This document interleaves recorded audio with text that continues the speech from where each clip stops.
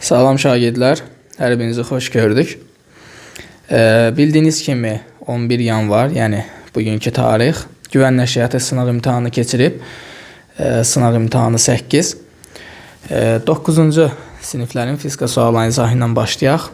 Birinci sualda bizə deyir ki, düz xətli hərəkət edən cismin sürətinin modulunun zamandan asılı qrafiki verilib.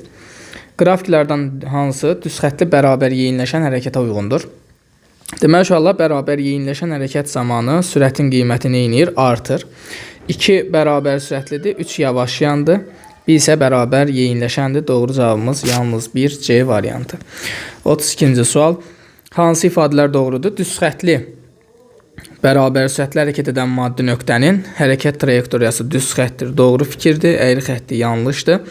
Sürətinin qiyməti zaman keçdikcə artır. Yanlışdır. Sürətinin qiyməti zaman keçdikcə dəyişmir. Doğrudur. Təcilin qiyməti zaman keçdikcə dəyişmir. Yanlışdır. Təcili 0-a bərabərdir. Doğrudur. 1, 4, 6. 33 nömrəli sual. Xətti sürəti 5 metr böl saniyə olan maddi nöqtə verilmiş radiuslu çevrə özə bərabər sürətlə hərəkət edir. Bu maddi nöqtənin 2 saniyə ərzində getdiyi yolu hesablayın. Deməli, uşaqlar, bizə nəyi verib? Sürətin qiymətini verib ki, 5 metr bölünsün saniyədir. Bu maddi nöqtənin 2 saniyə ərzində getdiyi yolu soruşur. Bildiyimiz kimi bu V bərabərdir L bölü T də yaza bilərik. Çevrə öz hərəkətdə xətti sürətin düsturudur. Buradan L-i tapanda V vurulsun T olur. 5 vurulsun 2 olacaqdır 10 metr. Doğru cavabımız Y variantı. Növbəti sual. Çevrə özə bərabər sürətli hərəkətlərdə dövrətmə tezliyinin çevrənin radiusundan asılılıq diaqramı verilib. Hansı nöqtə xətti sürətin ən böyük qiymətinə uyğundur? Deməli, uşaqlar, gördüyümüz kimi xətti sürətin ən böyük qiymətinə uyğundur. İndi baxırıq nəyə? Gördüyümüz kimi əlimizdə hansı kəmiyyətlər var? Tezlik var, radius var və sürətin ən böyük qiymətini soruşur. Sürətin tezliklə olan düsturu 2πr/n-dir. Deməli, xətti sürətin böyük olması üçün bax bu hasilin böyük olması lazımdır. Bu hasil nə vaxt böyük olar? Gərək bu kəmiyyətlərin hər ikisinin böyük qiymətləri olsun.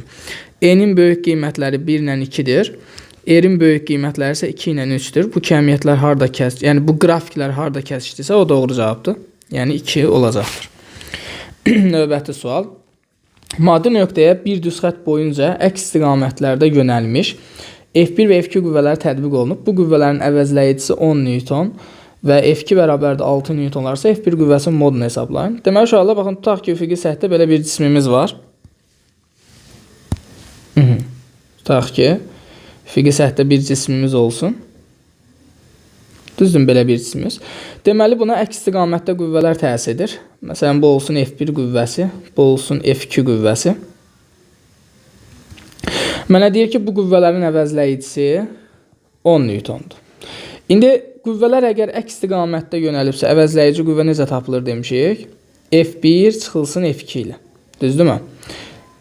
İndi burada, belə deyək də, deməli, F2 6-dırsa, deməli, burada nə olmalıdır? F1 daha böyük olacaq. Onda yazıram F1 çıxılsın F2. Buradan da əvəzləyici qüvvəmiz 10-dur. 10 bərabərdir. F1 çıxılsın F2 6-dır. Deməli, buradan F1 nə qədər olacaq? 16 Newton olacaqdır. 36. İçərisində su olan menzurkaya kütləsi 60 qram olan bərk cisim salınmışdır. Menzurkanın göstəricinə əsasən cismin sıxlığını hesablayın. Sıxlıq bildiyimiz kimi rho bərabərdir M bölünsün V-dir. Burada cismin kütləsi nə qədərdir? 60 qramdır, düzdürmü? Bölünsün. İndi həcmə fikir verməli uşaqlar. Əvvəl burada menzurkanın göstərişi 40 millidir, düzdürmü? Cisim salınandan sonra 60 olub.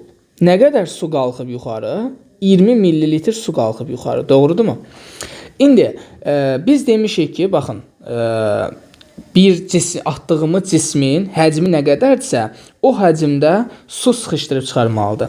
Deməli, bu əgər 20 millilitr yuxarı qalxıbsa, deməli, bu atılan bu cismin həcmi nə qədər imiş? Həcmi 20 millilitr imiş. Çünki öz həcmi qədər su sıxışdırıb qaldırmalıdır yuxarı. Deməli, uşaqlar, gördüyümüz kimi cavabı qram bölü kub santimetrlə istəyir. İndi uşaqlar, burada həcmi biz kub santimetrlə necə ifadə eləməliyik? Biz bilməliyik ki, 1 millilitr 1 kub santimetrdir. Onda belə çıxır ki, elə 20 millilitrdə nə qədərdir? Elə 20 kub santimetrdir. Gətirib buraya yerinə yazıram. 20 kub santimetr. 60 ilə 20 gedir. Cavab qalacaqdır. 3 qram bölünsün santimetrin kubu. Doğru cavabımız B variantı. 37. Sərbəst düşmə təcili hansı ifadə ilə təyin olunur? F deməli ağırlıq qüvvəsi M cismi kütləsidir. Deməli F bərabərdir M vurulsun J'dir. Biz buradan J'ni tapanda olacaqdır. F bölünsün M. Doğru cavabımız A variantı.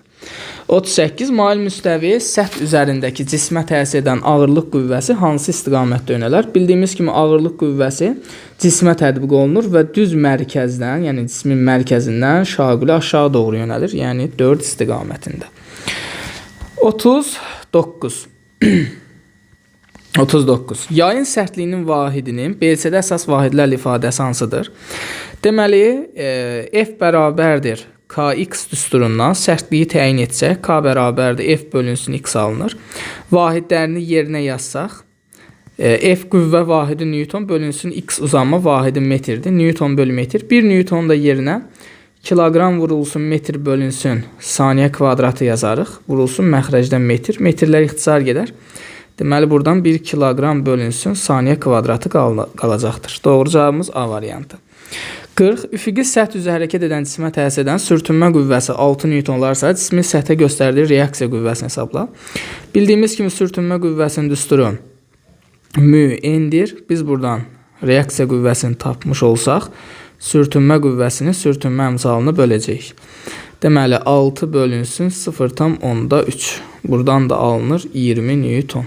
Doğru cavabımız Y variantı. 41. Masa üzərində sükunətdə olan M1 cisminə, deməli, masa üzərində sükunətdə olan M1 cisminə təsir edən sükunət sürtünmə qüvvəsinin modulunu hesablayın. İpin çəkisi və blokun oxundakı sürtünmə nəzərə alınmır. M1 2 kg, M2 3 kg-dır deməli. Deməli, uşaqlar belə eləyək. Deməli, bizdə M2 3 kg-dır. Baxın, bura 3 kg-dırsa, bura nə qədər? Deməli, 30 Newtondur. Düzdürmü? Bunun da burada ağırlığı var. M1-in ağırlığı var. 20 Newtondur. Amma bu yuxarı doğru dayaq tərəfindən təsir edən reaksiya qüvvəsi ilə bir-birini tarazlaşdırır. Doğrudurmu? Bura 30-dursa, onda avtomatik bura da 30-dur. Onda bax, bura da 30 olacaqdır. 30 olacaqdır. Və masa üzərində bu cisim sükunətdədirsə, fikir verin, burada cismi dartan qüvvə sağa doğru 30 Newtondur və cisim sükunətdədirsə, deməli, bunun əksinə doğru bir sükunət sürtünmə qüvvəsi təsir edir və qiymətcə dartı qüvvəsinə bərabər olmalıdır ki, sükunətdə qalsın. Doğru cavabımız D variantı uşaqlar. 42. F qüvvəsinin təsiri ilə bloklar sistemi vasitəsilə tarazlıqda saxlanılan cismin kütləsini hesablayın. Deməli, bura 60-dırsa, avtomatik eyni ipdə eyni qədər gərilmə olduğuna görə burada 60-dır. Burada 60-dır. Baxıram bu bloka yuxarı doğru 120 Newton təsir edir. Aşağıda mg. Yəni, bura 120-dirsə, avtomatik burada 120-dir. İndi cismə baxıram ki, aşağı ağırlıq qüvvəsi təsir edir. Yuxarı 120 Newton təsir edir. Onda buradan mg bərabərdir 120-yə, j 10-dur. 10m bərabərdir 120-yə. Deməli, burada cismin kütləsi 12 kg-a bərabərdir. Doğru cavabımız deməli, tak B variantı. 43 nömrəli sual. Deyir ki, O nöqtəsinə nəzərən F qüvvəsinin qolu hansıdır? Əlbəttə ki, qüvvə və onun uzantısını çəkirik və fırlanma nöqtəsindən bura indirilmiş, baxın, bu perpendikulyarın uzunluğu bu qüvvənin qolu olacaq, yəni OC məsafəsi. 44. 4 kg kütlə cismi çəkisiz lingin hansı nöqtəsini asmaq lazımdır ki, ling tarazlıda qalsın? Fikir verin, bu 6 kg-da ağırlığı 60 Newtondur, düzdürmü? 60 Newtonun qolu 2 bölgüdür. Bu 4 kg kütləli bir cisimdə ağırlığı 40 Newtondur, amma hardan asılacağımı bilmirəm. Momentlər qaydasını yazsaq, sağ və sol tərəfin momentləri bərabər olmalıdır, çünki bunun tarazlıqda qalması üçün. Moment də bildiyimiz kimi F vurulsun D-dir, onda M1-in yerinə yazıram. 60 vurulsun, 60-ın dayağa qədər qolu 2 bölgü bərabərdir. 40 vurulsun. Bunu da bilmirəm, x qədər məsafə yazıram qoluna. Buradan deməli, 40x bərabərdir 120-yə, x alınır 3 bölgü. Deməli, biz dayaqdan sağa doğru 3 bölgü saymalıyıq. 1, 2, 3 bölgü düşür 3 nöqtəsinə. Doğru cavabımız C variantı. 45. Sükunətdə olan cisim 20 Newton dartı qüvvəsinin təsiri ilə düz xətlə hərəkət edir. Bu qüvvənin 5 metr yolda gördüyü işi hesabla. Bildiyimiz kimi görülən iş A bərabərdir. F vurulsun S-dir. Dartı qüvvəsi 20-dir və 5 metr yer dəyişmə icra eləyir. Deməli, görülən iş 100 joula bərabərdir. 46. O tarazlıq nöqtəsi ətrafında rəqs edən yaylı rəqqasın rəqs amplitudunu bir tam dövr ərzində yer dəyişməsi modulunu hesablayın. Amplitud dediğimiz şey nədir uşaqlar? Cismin tarazlıq vəziyyətindən maksimal uzaqlaşdığı məsafədir. 35-dən 50-yə gəlib. Deməli, bunun amplitudu 15 santimetrə bərabərdir. Bir tam periyod sonra, yəni bir tam dövr sonra əlbəttə ki, cisim başladığı nöqtəyə geri qayıdır. Ona görə yer dəyişməsi sıfıra bərabər olmalıdır. Doğru cavabımız D olacaqdır. Növbəti sual. Hansı cihaz vasitəsilə riyazi rəqqasın rəqs periyodunu təyin etmək olar? Riyazi rəqqasın periyodu T bərabərdir 2pi kök altında L bölünsün J'dir. Gördüyümüz kimi burada uzunluq var. Uzunluğu xəttkeşlə ölçürük. Ona görə periyodu da xəttkeşlə ölçə bilərik. İpli rəqqasın rəqs tezliyinin rəqs periyoduna asılı qrafik hansıdır? Biz demişik ki, tezlik və periyod bir-birindən tərs mütənasib şəkildə asılıdır. T bərabərdir 1 bölünsün nü bərabərdir 1 bölünsün T. 5 metr bölü saniyə sürətlə hərəkət edən kinetik enerjisi 100 olan cismin kütləsini hesabla. Bildiyimiz kimi kinetik enerjinin düsturu mv kvadratı bölünsün 2'dir. Bizdən kütləni soruşur. M'i tapsaq buradan 2y kinetik bölünsün v kvadratı olacaqdır. Bu da 2 vurulsun kinetik enerjimiz 100 bölünsün sürət 5 kvadratı 25. Getdi ixtisar 4 4'də 2'ye vuranda 8 kilogram olacaqdır. 50. Məhərrikin gücünün sabit qiymətində, yəni m bərabərdir konstant, sürəti 2 dəfə azaltdıqda dartı qüvvəsi necə dəyişər? Belə bir düsturumuz vardı. M bərabərdir F dartı vurulsun V. Buradan biz dartı qüvvəsini tapanda olur. M bölünsün V. Güc sabitdir. Onda dartı qüvvəsi sürətlə tərsdir. Yəni mən burada sürəti 2 dəfə azaldıramsa, dartı qüvvəsim 2 dəfə artacaqdır. 51 nömrəli sual. Cisim sabit dartı qüvvəsinin təsirlə düz xəttli bərabər sürətlə hərəkət edir. Bu qüvvənin işinin zamanına asılı qrafiki. Düz xəttli bərabər sürətlə hərəkətdir. V bərabərdir konstantdır. Söhbət dartı qüvvəsinin işinindir. Deməli, işin düsturu A bərabərdir F'dir. Dartı qüvvəsi deyirsə, F dartı vurulsun S yazmalıyam. Buradan da F dartı vurulsun S'in də yerinə bərabər sürətli hərəkətdə VT yazıram. Mənə deyir ki, sabit dartı qüvvəsinin təsiri ilə bərabər sürətlidir, V də sabitdir. Deməli, dartı qüvvəsinin işi zamanla düz mütənasib şəkildə asılıdır.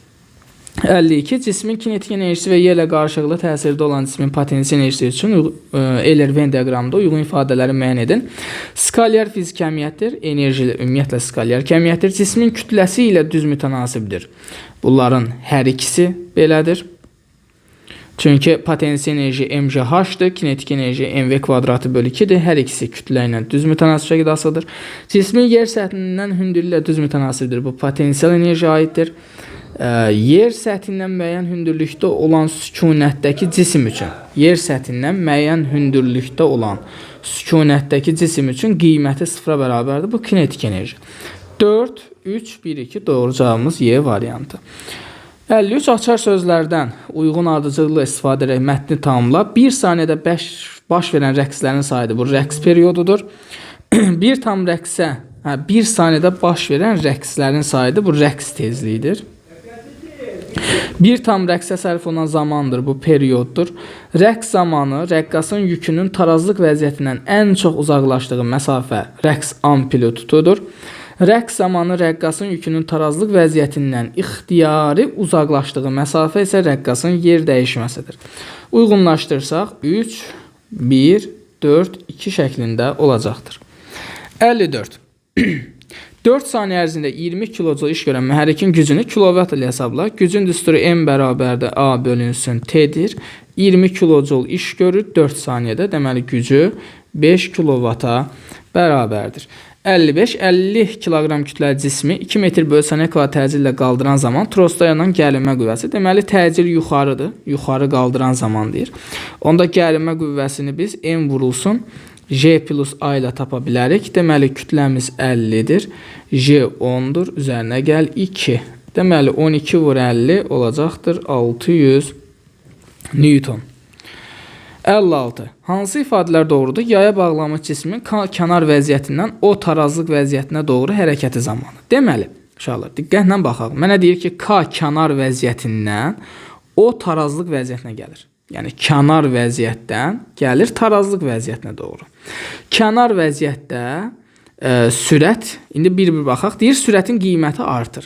Bəli, kənar vəziyyətdə sürət sıfırdır. Amma tarazlıq vəziyyətdə sürət maksimaldır. Deməli, həqiqətən də kənardan tarazlığa gələndə sürətin qiyməti artır, doğrudur. Cismin sürətin qiyməti dəyişmir, yanlışdır. İndi gəlirəm elastlik qüvvəsi. Kənar vəziyyətdə elastlik qüvvəsi maksimaldır. Tarazlıq vəziyyətində elastlik qüvvəsi minimaldır. Bunu da hardan bilirəm uşaqlar? Bax, F bərabərdir Kx yazıram. Kənar vəziyyətdən tarazlığa gələndə bunun x-i neynir? Azalır. X-i azaldığına görə həqiqətən də elastlik qüvvəsi nə etməlidir? Azalmalıdır. Deməli, elastlik qüvvəsinin qiyməti azalar, doğrudur. Başqa sözlə sürətin qiymətinin artdığını necə tapa bilərəm?